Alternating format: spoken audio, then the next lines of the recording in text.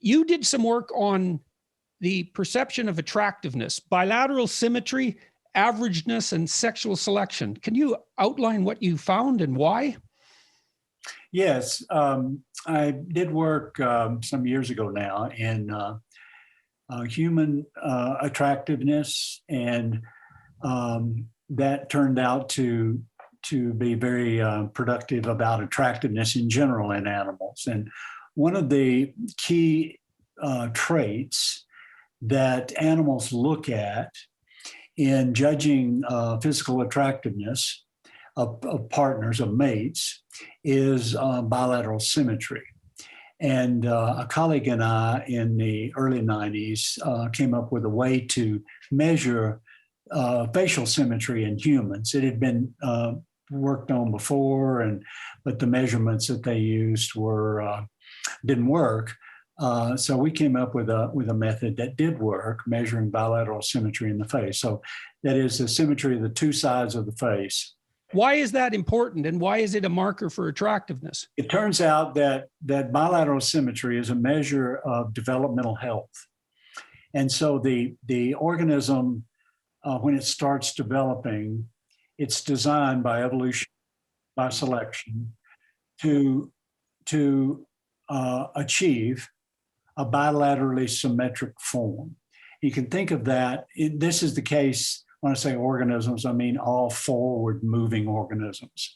All forward-moving organisms have adaptations, developmental adaptations, to achieve a bilaterally symmetric body, because first of all, that reduces drag. So if you're moving forward and you're bilaterally symmetric, you don't have any drag in your movement. You can think about a person with a leg a bit shorter than the other, and there's drag in the forward movement. The more of that asymmetry, the more drag. So you lose efficiency in movement. That's fundamental to what bilateral symmetry is about. But next, bilateral symmetry is very hard. Perfect bilateral symmetry is very, very hard to achieve by development. So it's a marker of quality of the individual pertaining to its developmental health. We see in many things that human beings design to move forward bilateral symmetry. Automobiles are bilaterally symmetrical. Airplanes are bilaterally symmetrical. Yeah. So we like our world to be that way. Yeah, we like the world to be that way, actually, it turns out. And you're associating it with the same principle. If you had one side of the car asymmetric compared to the other side of the car, then there'd be more drag. It's not an efficient, you'd use more gas. Think about it that way in driving down the road with an asymmetric car. But so this is one component of physical attractiveness, bilateral symmetry. And we looked first, when we developed this way to measure facial symmetry, that became a very hot research topic. We did the first, and then others followed very quickly. And lots of research has been done now. But there's, symmetry of movement that's important in how fluid one's movement is and how attractive, therefore, one's movement is. You're not dragging your foot or whatever. And all that is really a component of the importance of health in physical attractiveness. So physical attractiveness fundamentally is a health certification. That's how we judge people's attractiveness. We don't think about it consciously. It's an unconscious calculation of the traits important in health. And developmental health, as bilateral symmetry, is one of these. So you measure the symmetry of the two sides of the face. And we showed in our first study of this way back now that that measurement relates to how attractive faces are perceived. Faces of the same sex or opposite sex. And then that research went on to look at kids looking at faces and different ethnic groups looking at faces. It works like a charm wherever you do it. Lots and lots of research. And so does it mean that if you show people symmetrical or asymmetrical faces, that they obviously have a preference for the symmetrical faces? Will they look longer at the symmetrical faces? Will infants look longer at symmetrical faces? Yes, they do. Yeah, that's the way the infant beauty research is done. You just look at whether the babe, and they got it down now to almost newborns, looking at faces and judging these faces basically on the basis of interest, how long they look at the face versus getting distracted to something else. And symmetry is one part of the beauty, whether you're talking about babies or kids or old people or young people or whatever. Facial symmetry is very important. It's not the only beauty marker in the face we look at. We can talk about that in a moment too, because that gets us into some other research we've done. But symmetry is a very important one. Now, that research went on to look at how symmetry plays out in the everyday lives of people. And we did the initial studies on that, but again, that research bloomed and lots of people have done it, and still it's an active part of research. But the first thing we did, not just attractiveness, we did a bunch of that in relation to symmetry, but we looked at sex lives of people, romantically paired people, studies of couples, and looked at reports by men and women of sex partner number that they've had in their lifetime. That was one component of it, because that's a measure in men in particular of what biologists call mating success. So number of sexual partners one has, and that research showed that for men, the more symmetric the man, the more sex partners he had. And a technical detail there, after we initially started with facial symmetry, but then we moved to the body of people. We came up with a metric for body symmetry, measuring 11 traits on both sides of the body.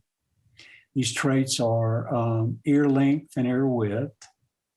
And then we measure elbow. There's some elbow anatomy there that we measure, some bones, wrists, fingers, all those men measured, of course, on both sides. Measure foot width, ankle width, traits like that. And then we put that together in a composite as a measure of body bilateral symmetry. That correlates highly with facial symmetry because the symmetry is a developmental health measure throughout the body. And that correlates with mating success of men. More symmetric men are physically more attractive, and they have more sex partners. We also got into looking at men's infidelities in marriage relationships, and found that more symmetric men engage in more matings outside the pair bond as well. So that's part of their mating success. We did the first study of kind of modern study, we would call it, of female orgasm in copulatory orgasm. So in part, looking at women, 200 romantically paired couples, and asking the women about their orgasm patterns during mating with their partner, and separately asking the men. And we found that the men's reports and the women's reports of frequency of copulatory orgasm by the women were very highly correlated. So men are paying attention to this phenomenon of whether the female is sexually aroused to the zenith level of orgasm, of course. And more symmetric men were firing more copulatory orgasms too. That was a very classic study in human So sexual. I have a specific question about that. Yeah. I've always wanted to ask a biologist interested in sexual behavior, but I know that there's been a lot of discussion about the hypothetical evolutionary purpose of female orgasm. And I was wondering if female orgasm is disproportionately likely to trigger male orgasm. Because it could be an adaptation that's used to elicit pregnancy, essentially. Yeah, I don't think it is. There's no evidence that females that orgasm very infrequently have fewer babies, and actually women who don't ever orgasm can be quite fertile. So I don't think it's fundamentally that. I think what it is it's part of female mate choice. and more basically sire choice of the female. And let me explain. So when a female has an orgasm, she has uterine contraction, of course. And that pull, it works like a suction. It pulls the content of the vagina up to the cervix. So it puts the content of the vagina in a good place. And if that content includes the male's ejaculate, then she's pulling the male's ejaculate up to the cervix, where it's easier for him to get, either for the ejaculate to get into the right place to conceive. So imagine a female who has two mating partners. She orgasms with one, pulling his ejaculate up to the cervix, and she skips orgasm with the other partner. So she, in effect, is mated with both men. So that is, same mating success of the two men, if you just look at mating success. But she's doing something more subtle that is differentially affecting the fertilizing capacity of the ejaculate of the two men. The ejaculate she pulls up has more potential for fertilization. And that's a component of cryptic female choice. So in the 80s, I discovered what I labeled as cryptic female choice, first in insects, and then it applied to female orgasm too in humans.